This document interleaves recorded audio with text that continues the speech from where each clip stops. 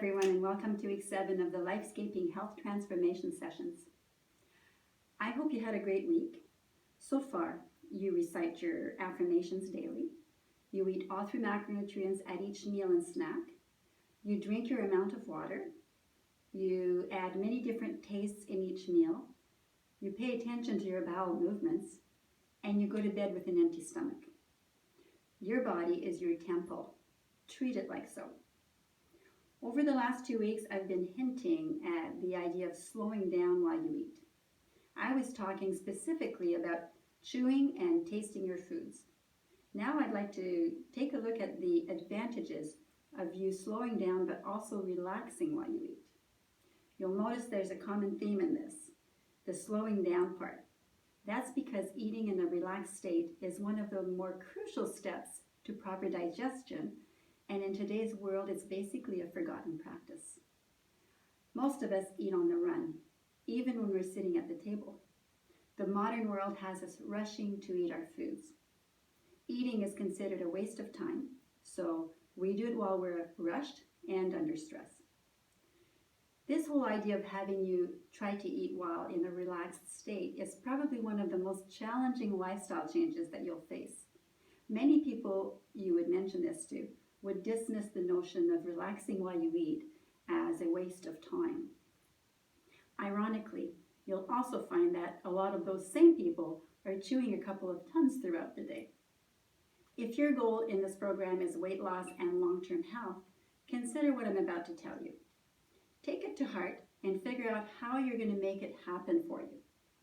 If you do, it'll make many of your other steps that you're taking towards weight loss work much better. Oh, and your stomach will feel better too.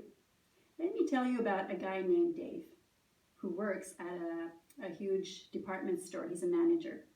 He's on his feet all day long, moving around the store, answering questions for his staff, and fixing problems for upset customers. His employer says that he gets 30 minutes of lunch a day, but Dave knows that in reality, that's not the way it works. He's just too busy, so he eats while he's doing paperwork or returning phone calls. That way he doesn't waste his time eating. Sometimes, when there's a big issue in the store, he's even eating as he's rushing around. He never sits down to eat a meal in peace. About 2 years ago, he started getting acid indigestion in the afternoon and then at night. When he was trying to go to sleep, he started getting heartburn and a burning sensation coming up in his throat. When this all started, he got relief from chewing an antacid, but now he's even trying acid-reducing pills, and they don't seem to help very well. Does this story sound at all familiar? Well, I think it does. So let's talk about what's happening to Dave's body and why. Let's flash back 100,000 years to Dave's ancestor, the caveman. The caveman spent most of his days foraging around the land for food to eat. When all of a sudden he encountered a saber-toothed tiger, he had to decide really fast whether he was going to try to fight it or run away.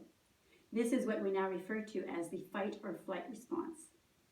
Whichever he decided to do, his body learned that he was going to need a whole lot of energy really fast in order to stay alive.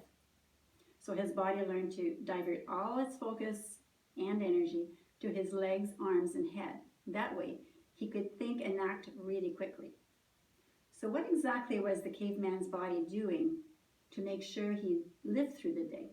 Well, when he saw that saber-toothed tiger, his heart rate sped up, his blood pressure increased, his respiration quickened, and his body released a bunch of hormones like adrenaline to provide immediate energy.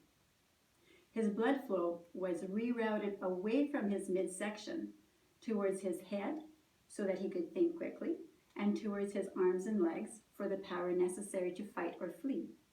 In his full-blown stress response, his digestive system just shut down completely. So flash forward to Dave at work. Dave's world and his daily activities are different, but his body doesn't know that. It works the same as his caveman ancestor. That means that Dave's body doesn't know the difference between a saber-toothed tiger trying to eat him or an upset customer yelling at him. Either way, he's stressed. As soon as Dave feels any stress, for whatever reason, his blood starts moving to his extremities and his digestive system is no longer working well. It may even shut down completely. The funny thing is that Dave does his best work under pressure, but his digestive system sure doesn't. So his solution to his work is to work like a maniac and reach for the antacids. Today in your own life, you face all types of different stresses, like when you're rushed, when you're upset about something, or when you have too much to do. Well, the same part of your brain that turns on that stress also turns off your digestive system.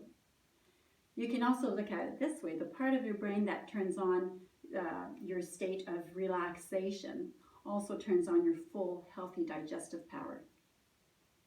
The takeaway for you here is that learning to eat healthy foods is only half the story of good nutrition and weight loss. Learning the proper state of mind to be in can be just as important. In France, they shut down businesses at noon, sit and enjoy a good meal and a glass of wine with friends and family while relaxing and having fun.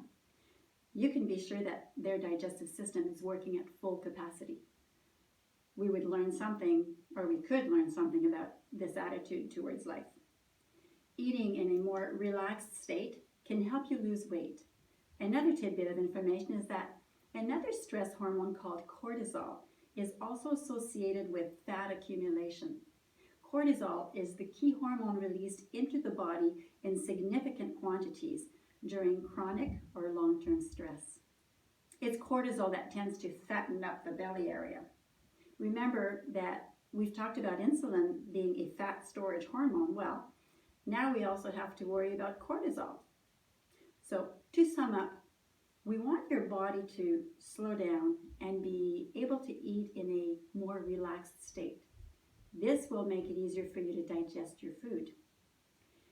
You'll also tend to eat less because you'll feel full sooner, and you'll also reduce the fat-causing stress hormones racing around your bloodstream. When you first consider how you might introduce relaxing at mealtime, you may think, nah, I can't be bothered with that, I don't have time.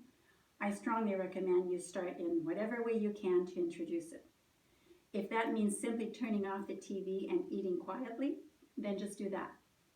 Whatever it is that you do to start, I want you to make a goal that within 1 week, you've arranged at least one of your meals so that you stop, sit, relax, and help your body fuel itself.